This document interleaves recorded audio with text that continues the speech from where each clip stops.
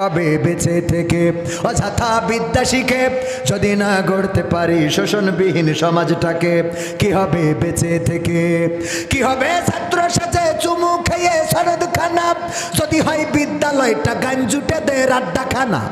কি হবে ছাত্র সাথে চুমু খেয়ে সনদ খানা যদি হয় বিদ্যালয়টা পরিমণিদের আড্ডাখানা? এর চেয়ে মরাই ভালো, দেশ ছেড়ে যাওয়াই ভালো। এর চেয়ে মরাই ভালো, দেশ ছেড়ে যাওয়াই ভালো।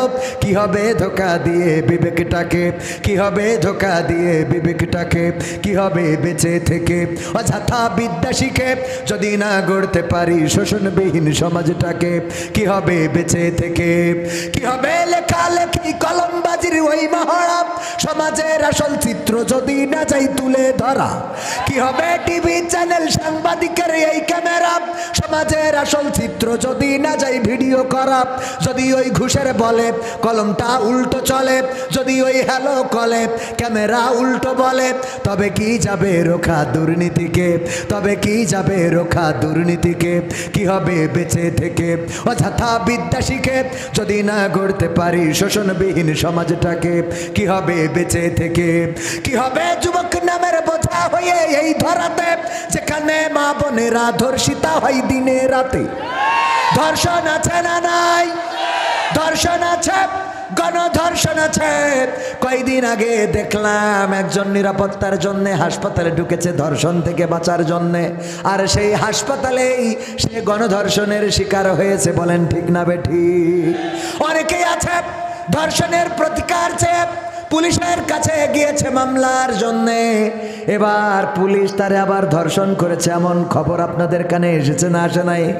তারা মানে ধর্ষণের প্রতিকার তো পায় নাই, বরং আবার ধর্ষণের শিকার হয়েছে। এই ধর্ষণের প্রতিকার যদি পেতে হয় তাইলে কার আইন দরকার এই জমিনে বলেন? কার আইন? আল্লাহর আইন যদি কায়েম হয়ে যায়, ধর্ষণ করলে তার শাস্তি কি? মাজা পর্যন্ত গেড়ে দাও এবং চারিদিক থেকে ইট পাথর মেরে হত্যা করে ফেলো। এটা যদি করা হয় তাইলে বলেন দেখি ধর্ষক আর পাওয়া যাবে? আপনাদের কষ্ট হচ্ছে? তাদেরকে এমনকি ৬ বারের সংসদ সদস্য সাকা চৌধুরীকে পর্যন্ত ফাঁসির কাস্টে ঝুলালো সেক্রেটারি জামাতের আলী আহসান মোহাম্মদ মুজাহিদ। দুইজন বাঘা নেতা, একজন বিএনপির আর একজন জামাতের, এই দুইজন নেতাকে একই দিনে ফাঁসি দিয়ে প্রমাণ করে দিলে যে আমাদের মতো হেডামওয়ালা কেউ নাই। আমরা চাইলে জামাতের নেতাও ফাঁসি দিতে পারি, বিএনপির নেতাও ফাঁসি দিতে। আমার আল্লাহ রাব্বুল আলামিন তিনি বললেন আমি সময় দিলাম, আল্লাযী খালাকাল মাউতা ওয়াল হায়াতা লিয়াবলুয়াকুম আইয়ুকুম আহসানু আমালা। আমি সময় দিলাম, তোমাদের একটু সুযোগ দিলাম। আমি দেখতে চাইলাম ভালো কাজে কে প্রতিযোগিতায় টিকে থাকতে পারো, ভালো কাজের আমল নিয়ে কে বেশি উত্তীর্ণ হতে পারো। ও আমার ভাইয়েরা, সময় পেয়েছিল 17 বছর, কিন্তু এই 17 বছর জেল জুলুম অন্যায় অনাচার পাপাচার নির্যাতন নিষ্পেষণ করার কারণে আল্লাহ রাব্বুল আলামিন ওই মানুষটা দাবি করতো এই দেশ নাকি তার বাবার, কিন্তু সেই বাবার দেশে নিজের থাকার মতো সৌভাগ্য হলো না।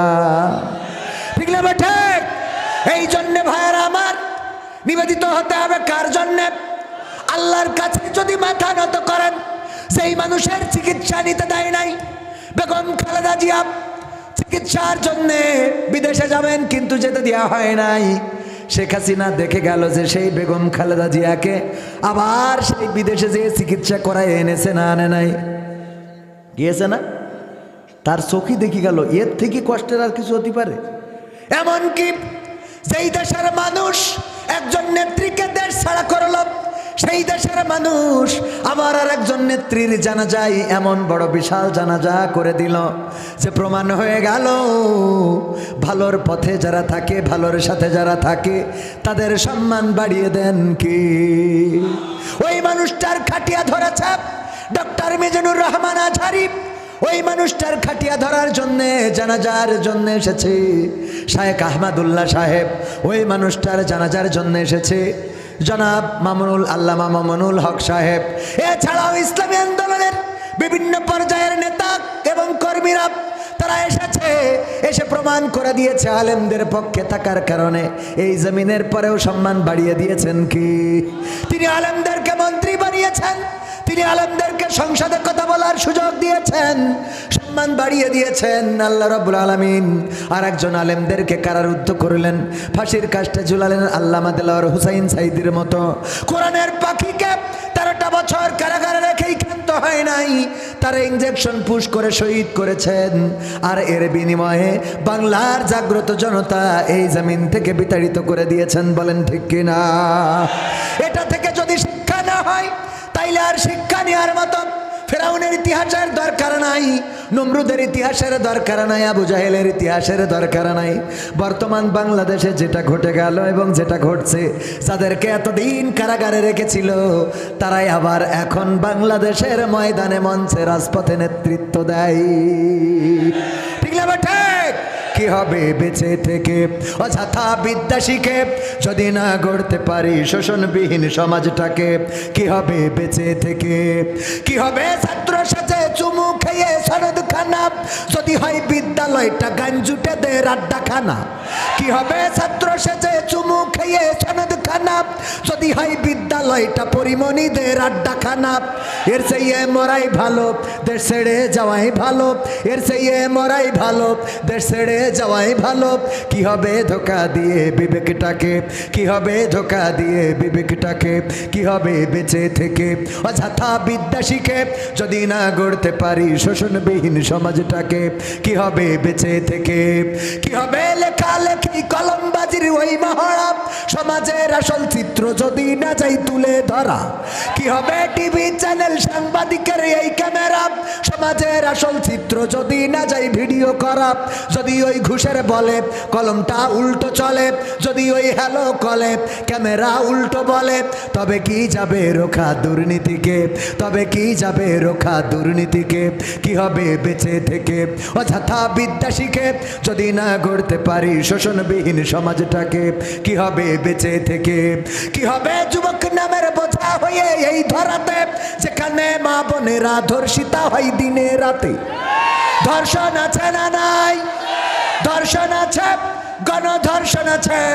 কয়েকদিন আগে দেখলাম একজন নিরাপত্তার জন্য হাসপাতালে ঢুকেছে ধর্ষণ থেকে বাঁচার জন্য, আর সেই হাসপাতালেই সে গণধর্ষণের শিকার হয়েছে। বলেন ঠিক না বেঠিক? অনেকেই আছে ধর্ষণের প্রতিকার চেয়ে পুলিশের কাছে গিয়েছে মামলার জন্যে, এবার পুলিশ তারে আবার ধর্ষণ করেছে এমন খবর আপনাদের কানে এসেছে না আসে নাই? তারা মানে ধর্ষণের প্রতিকার তো পায় নাই, বরং আবার ধর্ষণের শিকার হয়েছে। এই ধর্ষণের প্রতিকার যদি পেতে হয় তাইলে কার আইন দরকার এই জমিনে? বলেন কার আইন? আল্লাহর আইন যদি কায়েম হয়ে যায়, ধর্ষণ করলে তার শাস্তি কি? মাজা পর্যন্ত গেড়ে দাও এবং চারিদিক থেকে ইট পাথর মেরে হত্যা করে ফেলো। এটা যদি করা হয় তাইলে বলেন দেখি ধর্ষক আর পাওয়া যাবে? আপনাদের কষ্ট হচ্ছে? আর একটু সময় কি থাকা যাবে? আমার বলেছিল 12টা পর্যন্ত, 12টা 15 বেজে গেছে।